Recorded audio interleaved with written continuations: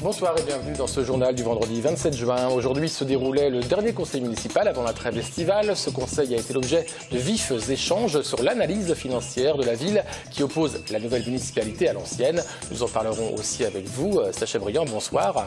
Vous êtes maire adjoint en charge des finances pour cette municipalité. Dans cette édition, il y aura aussi du sport avec les nouveaux joueurs du TFC et nous terminerons avec du cinéma solidaire. Toute la matinée au Capitole, les élus ont examiné le compte administratif 2013. Si les chiffres ne sont pas contestés, c'est l'appréciation qui en est faite qui a créé des tensions entre l'équipe de Jean-Luc Moudenc et l'opposition menée par Pierre Cohen. Mais avant cela, c'est l'échec de l'installation du CEA Tech qui a enflammé le conseil municipal. Échange musclé ce matin au conseil municipal. François Chollet vient de terminer son propos sur la non-implantation du commissariat à l'énergie atomique à Montaudran en demandant « Êtes-vous sûr d'aimer Toulouse, monsieur Cohen ?» C'était insultant. Je suis étonné parce que j'avais l'impression que M. Chollet était au moins poli s'il n'était pas compétent. Je me suis battu fortement avec le monde universitaire, les industriels pour avoir l'IRT, pour avoir CEA Tech. Je trouve que des propos aussi malheureux qui masquent leur incapacité à répondre parce que je ne sais pas exactement ce qui s'est passé, mais ce qui est évoqué par la région pour le moment ne me satisfait pas.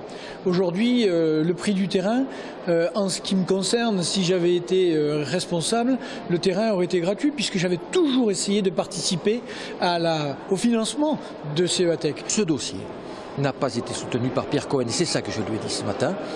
Je lui ai dit que ça n'a pas été soutenu parce que les services de Toulouse Métropole ne montrent pas trace de ce dossier et d'autre part, les dirigeants du commissariat à l'énergie atomique nous ont clairement dit qu'aucune proposition fiable, concrète, ne leur a été faite sur le site de Montaudran. L'axe central du conseil municipal d'aujourd'hui concernait le compte administratif 2013. La guerre des chiffres n'a pas vraiment eu lieu. Entre les deux camps, un fossé idéologique concernant l'épargne nette de la ville, passé de 57 millions en 2010 à 33 en 2013. L'épargne, on a considéré qu'elle dormait. Il dit non. Il dit oui, c'était un matelas qu'on aurait pu avoir maintenant parce que le gouvernement est en train de diminuer très sensiblement les dotations. Écoutez, excusez-moi, mais si vous gardez de l'argent alors que vous avez des besoins, vous avez des dépenses à faire et que vous gardez l'argent pour dire au cas où il arriverait un pépin, sauf que en attendant, les écoles étaient dans un état indigne. Nous avons dépensé, je dirais, crédibiliser le transport tel que je viens de vous l'expliquer, donc ce qui veut dire, et sans parler des crèches, sans parler de la politique et des politiques publiques que nous avons faites. L'opposition n'a pas pu contester les chiffres, il y a eu simplement des différences d'appréciation. Elle assume le fait d'avoir détruit l'épargne, nous critiquons le fait que Toulouse soit privée d'épargne. L'exercice qui est devant nous, c'est de mettre en œuvre le projet sur lequel nous avons été élus, en corrigeant la trajectoire de gestion et en faisant en sorte que les bons fondamentaux de gestion soient rétablis. Et c'est de cette manière-là que nous pourrons mettre en œuvre les engagements que nous avons pris devant les Toulousains. Et j'y suis déterminé à partir de l'année 2015, puisque en 2014, j'hérite d'une situation que je n'ai pas créée. Jean-Luc Moudenc l'a répété, il est déterminé à mettre son projet en œuvre sans augmenter les impôts. Pour ce faire, il souhaite que la municipalité maîtrise à nouveau son budget de fonctionnement, malmené selon lui ces 6 dernières années. Voilà avec nous Sacha Briand. Bonsoir. Donc vous êtes élu en charge des finances de la ville. Est-ce qu'une ville sans épargne est une ville en panne? Une ville sans épargne, c'est une ville qui n'a plus la capacité à financer son investissement autrement qu'avec de l'emprunt. Et lorsque on prend par exemple la comparaison avec un foyer, si pour acheter un aspirateur ou une voiture, vous n'avez plus que l'emprunt systématiquement, il y a un moment où vous vous retrouvez en grande situation de difficulté. Est-ce que l'emprunt, c'est le mal absolu pour le coup? Bien sûr que non. L'emprunt, ça sert notamment lorsqu'il s'agit d'investir pour financer un équipement structurant, quelque chose qui va durer 40 ans. Mais la difficulté dans laquelle nous sommes, c'est que la ville de Toulouse, par son patrimoine immobilier, fait chaque année pratiquement 50 millions de dépenses d'entretien courant. Cet entretien courant, si on ne peut pas le financer à minima par l'épargne, eh bien, ça veut dire qu'on le fait par l'emprunt, alors que ce sont des dépenses qui sont des dépenses récurrentes. C'est là que le bas blesse, et c'est là que l'épargne est indispensable à minima pour financer les dépenses d'investissement courant. Alors l'opposition municipale dit que cette épargne était un épargne dormant et que maintenant on peut regarder toutes les villes de France, de la taille de Toulouse, elles empruntent et elles ne sont pas forcément à l'agonie financière. Alors c'est pas sérieux. Il y avait au début du mandat de M. Cohen 140 millions de recettes en section d'investissement. C'était le fonds de roulement d'investissement. Ça représente 1 an d'investissement. Donc c'était pas quelque chose d'exagéré, mais c'était quelque chose qui permettait justement de faire face aux grands équipements qui interviennent 2 fois, 3 fois dans un mandat.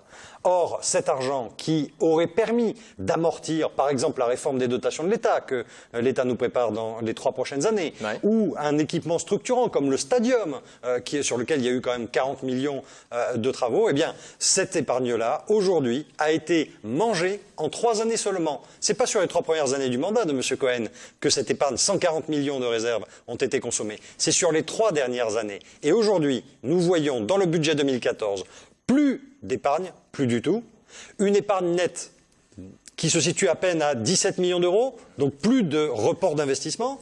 Et ça veut dire quoi? Ça veut dire que sur les 140 millions d'euros d'investissement, nous sommes aujourd'hui sur une trajectoire où il faudrait mobiliser 90 millions d'emprunts pour financer ces investissements.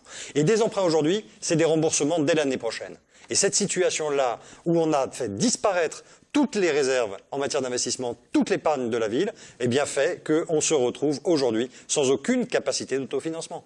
Alors donc une seule solution, baisse du fonctionnement, légère de fonctionnement? Alors ça veut dire que dans les 3 prochaines années, nous allons en plus subir les baisses des dotations de l'État. Alors c'est 260 millions jusqu'à 2020, c'est ça? C'est au total 240 millions sur le mandat 2014-2020 et c'est approximativement 11 millions par an pendant 3 ans, ce qui fait qu'à terme, ce sera, avec les différentes autres exonérations qui vont être supprimées, à peu près 47 millions de moins dans un budget annuel. Donc c'est une somme considérable. Et comme nous avons pris l'engagement que nous tiendrons de maintenir la fiscalité sur la ville de Toulouse, à partir de ce moment-là, nous n'avons pas d'autre choix que de travailler sur l'optimisation des moyens. Et nous allons le faire avec l'ensemble des agents municipaux, avec l'ensemble de mes collègues élus, avec l'ensemble des directions, pour essayer de faire à chaque fois que l'on puisse poursuivre les activités, mais en le faisant dans les meilleures conditions d'optimisation et d'utilisation des deniers publics. Mais est-ce pour autant, je reviens à cette question, la ville n'est pas en panne tout de même?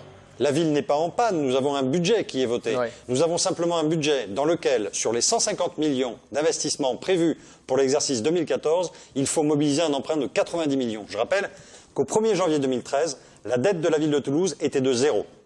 Que l'année dernière, il y a eu 15 millions d'emprunts, qu'il y a eu un prêt mobilisé par M. Cohen le 3 avril, c'est-à-dire après le 2e tour des élections municipales, sans prévenir personne, et juste une journée avant l'installation du conseil municipal. 15 millions de mobilisés en douce entre 2 portes. Et d'ici à la fin de l'année, effectivement, c'est au total 90 millions d'euros qui devraient être empruntés, qui porteraient donc la dette de la ville, avec les 15 de l'année dernière, à plus de 100 millions d'euros. Ouais. Alors, Pierre Cohen et son équipe affirment que finalement, vous avez une vision beaucoup trop centrée sur la ville. Il faut regarder aussi Tisséo et la communauté urbaine. Et tout ça consolidé, finalement, ça fonctionne. Bien évidemment qu'il faut travailler avec l'ensemble des structures. Jean-Luc Moudin, qui est maire de Toulouse, il est président de Toulouse Métropole. Et je suis en charge des finances sur la ville, mais également sur la communauté urbaine et également sur le syndicat des transports. Pourquoi? Parce que, bien évidemment, il y a une problématique globale. Mais j'entends l'opposition qui explique que si on regarde l'épargne nette des 3 collectivités de 2008 à 2014 à 2013, il n'y a pas de changement. En réalité, si on regarde la situation consolidée du fonctionnement, de l'investissement, c'est-à-dire la totalité des budgets de ces 3 structures, on a sur 2008-2013 100 millions qui ont disparu. 100 millions, c'est exactement la même situation que celle qu'on décrit sur la ville. Alors, vous ne découvrez pas quand même tout cela. Vous avez bien vu que l'épargne, peu à peu, chaque année, diminuait. En réalité, ce mouvement d'effondrement de l'épargne a commencé à partir du budget 2011. Et donc on a vu, sur 2011 et 2012, cette épargne baisser de façon sensible. Elle était à 55 millions, elle est passée à 42 millions en 2012. Mais elle s'est effondrée à 32 millions au compte administratif 2013. Ouais. Et ce compte administratif, nous l'avons découvert après les élections de mars, et il a été présenté en conseil municipal aujourd'hui même. Il n'était pas public, puisque c'est le compte après le 31 décembre 2013.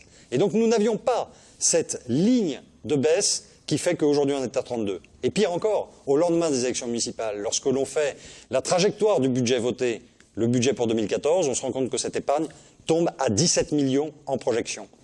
55, 42, 32, 17 millions. En moins de 3 ans, l'épargne de la ville a été divisée par 3. Et dans le même temps, les provisions, les réserves d'investissement qui étaient de 140 millions au début du mandat sont aujourd'hui épuisées. Il n'en reste plus que 19 millions. Alors, est-ce que ça va être en cause la 3e ligne de métro? La 3e ligne de métro, comme Toulouse avait participé. La 3e ligne de métro, c'est un des engagements de l'équipe de Jean-Luc Moudenc et nous l'avons dit, nous tiendrons tous nos engagements. On ne peut pas aujourd'hui continuer, comme certains ont pu le faire par le passé, à aller devant les électeurs, à prendre des engagements que nous avons réfléchis et sur lesquels nous avons travaillé, et au lendemain des élections dire finalement, peut-être que... Non, nous maintiendrons la fiscalité des Toulousains et nous réaliserons la 3e ligne de métro, qui relève du syndicat des transports, du SMTC. Et nous allons travailler avec l'ensemble des acteurs pour mettre en place ce projet et le faire dans de bonnes conditions. Je rappelle que l'essentiel du projet est financé par la substitution. Plutôt que de faire un tramway sur le canal, eh bien, nous ferons la 3e ligne de métro sur la section. Donc c'est une stratégie de substitution de projet pour avoir une ligne de métro qui est plus efficace parce qu'elle transporte beaucoup plus de voyageurs et qu'elle coûte moins cher en fonctionnement. Merci Sacha Briand. Et pour finir, à l'unanimité, le Conseil municipal a voté cet après-midi le contrat d'objectifs et de moyens qui assure la continuité de la chaîne TLT Télé Toulouse avec l'adoption d'un comité de suivi composé de membres de la majorité et de l'opposition. Hier, en commission, les sénateurs UMP, les communistes et la majorité PRG ont rejeté le texte sur la fusion des régions. Les socialistes, les écologistes et les centristes ont voté pour, mais sans majorité. Aussi, pour le moment, après le rejet du texte en commission, il faudra attendre une semaine de tractation pour savoir si le Sénat rejette le texte en séance publique. Et puis hier à Toulouse, tous les groupes de la région Midi-Pyrénées en séance plénière ont accepté sans vote l'idée de la fusion avec le Languedoc-Roussillon. Et je me retourne vers vous. Semble-t-il, les députés, enfin les élus du Conseil régional de droite aimeraient une ouverture aussi vers l'Aquitaine plutôt. Il nous semble que s'il faut fusionner pour créer des régions qui soient fortes, il faut le faire vraiment. Et le projet de fusion entre Midi-Pyrénées et Languedoc-Roussillon, pourquoi pas? Mais il nous semble que c'est avec l'Aquitaine, avec laquelle nous avons créé la marque Sud-Ouest, avec laquelle nous sommes liés dans des pôles de compétitivité, avec laquelle nous travaillons sur le projet de TGV. 3 projets qui ne sont pas aujourd'hui mis en œuvre avec Languedoc-Roussillon, mais bien avec l'Aquitaine. Et donc nous pensons que la vraie fusion, le vrai projet, c'est Aquitaine, Midi-Pyrénées, Languedoc-Roussillon. Sauf que ça ferait une giga-région par rapport à d'autres régions françaises, il y aurait peut-être un déséquilibre économique. L'enjeu, c'est d'avoir une région qui soit suffisamment forte pour mettre en œuvre des vraies actions au service de l'ensemble des habitants, notamment dans le domaine des transports et du développement économique. Et s'il faut être grand pour faire cela, alors soyons grands. Merci. Les 2 dirigeants de Gerlero, une entreprise de démolition basée à Saint-Alban, ont été condamnés hier à 2 ans de prison avec sursis par le tribunal correctionnel de Toulouse pour le stockage illégal de plusieurs centaines de tonnes de déchets d'amiante. Les détails avec Marlène Canal. La condamnation intervient 3 ans après la découverte d'une décharge d'amiante de 600 tonnes sur le site de l'entreprise de démolition Gerlero à Saint-Alban. Les 2 gérants Thierry et Jean Gerlero étaient poursuivis pour 6 chefs de prévention, comme la mise en danger de la vie d'autrui ou l'exposition d'un salarié à un risque immédiat de mort ou de blessure. Tous 2 sont condamnés à 2 ans de prison avec sursis et respectivement une amende de 50 et 30 000 euros. Ils doivent également remettre en état les lieux pollués d'ici 3 ans. La société, elle aussi, a été condamnée à 50 000 euros d'amende. Les parties civiles recevront près de 35 000 euros de dommages et intérêts. L'avocat de la société et de ses dirigeants décidera lundi 30 juin de faire ou non appel. Un homme de 39 ans a été tué à coups de couteau la nuit dernière dans le quartier des Isards à Toulouse. Le principal suspect a été interpellé, un homme de 50 ans a poignardé la victime avant d'appeler la police afin qu'il vienne avec les pompiers chez lui car il venait de tuer quelqu'un justement. Une fois sur place, les pompiers ont tenté de le sauver. En vain, le suspect ne s'est pas pour le moment expliqué sur l'origine du drame. Après 1 mois de vacances, les footballeurs toulousains ont repris du service mercredi. Retour à l'entraînement sous le soleil et jeudi matin, le club présentait la saison à venir et les nouvelles recrues. Seuls 3 Toulousains manquaient à l'appel. Coupe du Monde oblige. Samuel Prieur. Des sourires, de la bonne humeur, du sérieux aussi. Sur la pelouse des terrains annexes du stadium, l'ensemble du groupe professionnel a travaillé techniquement et quelques supporters venus admirer ce TFC New Look espèrent voir ce groupe briller. Surtout ici au stadium où l'an dernier on a été un peu sevré de victoires. Et bon, j'espère qu'on sera un peu plus efficace ici à domicile. Derrière les grillages, ils ont pu apercevoir les nouveaux visages. À ce jour, 3 recrues ont signé un contrat. Il s'agit notamment du jeune français Maxime Spano, 19 ans, venu du foot amateur. Première apparition ballon au pied et devant les caméras. Signer dans un club de l'élite, c'était presque inespéré. Mais j'ai jamais relâché. C'est ce qui fait une de mes grandes qualités. Je vais tout donner pour y arriver. Je sais que j'ai beaucoup de chance d'être là. Je reviens de très loin et je vais tout faire pour y arriver. Les autres recrues, l'attaquant serbe Pecic et le défenseur roumain Grigore, confirment que le club toulousain est attaché à sa filière d'Europe de l'Est. Place dès lundi au traditionnel stage de pré-saison en Espagne, histoire de parfaire la cohésion d'équipe. Un stage où l'accent, je l'ai dit tout à l'heure, va être mis sur l'aspect tactique parce que c'est notre manière de travailler, sur l'aspect mental parce que c'est très très important, et en même temps, tout le travail athlétique sera fait avec ce travail tactique. Voilà. Les violets version 2014-2015 sont pour le moment en construction, un peu à l'image du stadium, en chantier lui.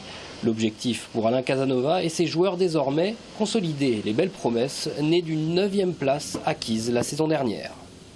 Alors Sacha Briand, la question traditionnelle, qui va gagner la Coupe du Monde? Vous me permettrez d'être chauvin, je dirais la France. Vous n'êtes pas le premier à le dire, je crois. Cinéma maintenant, le complexe VO de Muret se lance dans une action de solidarité qui se déroulera jusqu'à la fin août. L'association Vive le Cinéma propose aux spectateurs d'aider les plus pauvres à se rendre dans les salles obscures. Favoriser la mixité des publics, c'est le moteur du cinéma VO à Muret. L'association muretaine Vive le Cinéma a donc lancé l'opération Ticket Solidaire. Cet été et cet hiver, 2 collectes seront organisées. Au moment d'acheter leur place, les spectateurs pourront, s'ils le souhaitent, verser 4 € pour un ticket solidaire. À la fin de chaque collecte, l'association Vive le Cinéma à Muret, qui est partenaire de VO Muret dans cette opération, collectera toutes les contre-marques et les donnera à des associations reconnues d'utilité publique muretaine.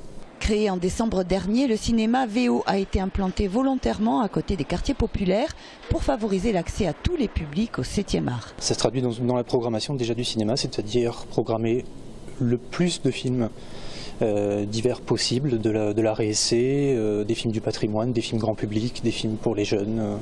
Voilà, essayer d'en proposer au plus grand nombre, que tout le monde y trouve son compte. D'ailleurs ce soir on fait une manifestation dans le cadre du Marathon des mots, le festival sur Toulouse. On passe l'immeuble Yacoubian qui est en bobine en 35 mm. 200 000 spectateurs ont déjà fréquenté le lieu, dont plus de 50 000 pour voir des films d'art et essai. La première collecte de tickets solidaires s'achèvera le 30 septembre. Une deuxième opération sera menée entre le 15 novembre et le 31 décembre.